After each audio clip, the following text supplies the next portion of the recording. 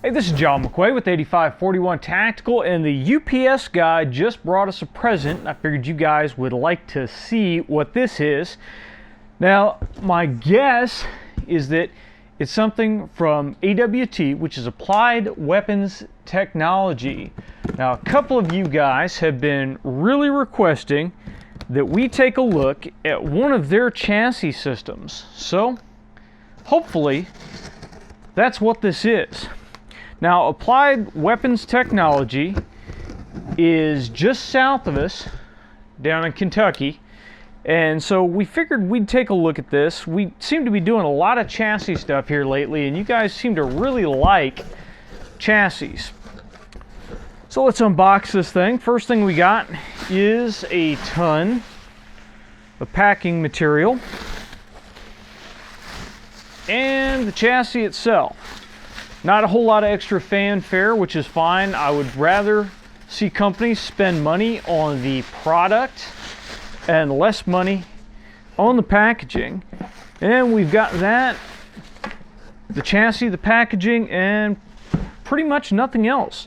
Really not a whole lot there to worry about. Now, the chassis system that we have here is for a Remington 700 short action. They also produce chassis for the 700 long action and Savage short and long actions, and also Winchester. So call them up and find out if they have a chassis system for your rifle. Now, the chassis system that we have here is actually two separate parts.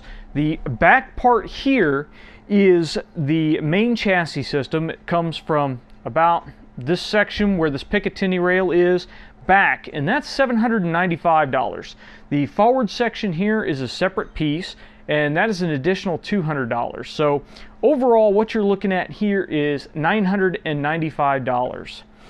Now, as you saw, I just took it out of the box, just started playing with it, so really what you see is our first impressions. It seems to be machined fairly well. The magazine release is rather small down here, but I don't think it's going to be a problem. It has little ears that stick out to either side, so you can engage that with your trigger finger if you wish, or with the pad of your thumb. The chassis is adjustable for length of pull and also for cheek piece height. Cheek height is adjusted, looks like this, by this screw right here. And as far as the adjustment for the length of pull, it looks to be adjustable by these two Allen head screws in here. So what it's kind of difficult to see is the rear part of the chassis here are two aluminum rails, and then the buttstock actually slides on these two aluminum rails. They're like little claw deals here, and the screws go down and clamp those claws together around the rails. So once we get it out and get it adjusted, we'll see how easy it is to dial that in. Overall, it's a fairly rigid system. It really doesn't seem to be too heavy.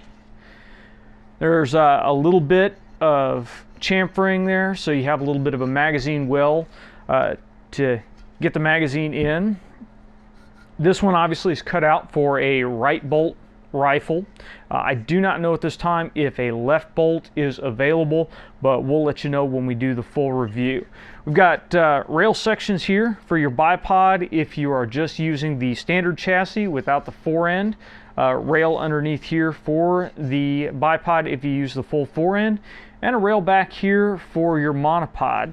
The forward rail section and the rear rail section are Magpul Mo pieces, so they are polymer rail.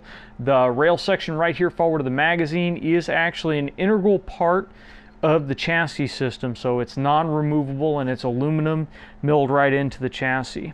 There are a few sharp edges on here, but it doesn't look like it's anything that's actually going to cause us any trouble. That's really our first look at it. It looks like a fairly well-made chassis system. We'll get it put on a rifle here in the next week or two and get it out in the field and do some shooting with it, and we'll see how it works out for us. So please stay tuned. If you got questions or comments on the Applied Weapons Tech chassis, please leave them in the comment section below or send them to us on Facebook or Twitter. If you like the video, please like, share, and subscribe. And until next time, get out and shoot!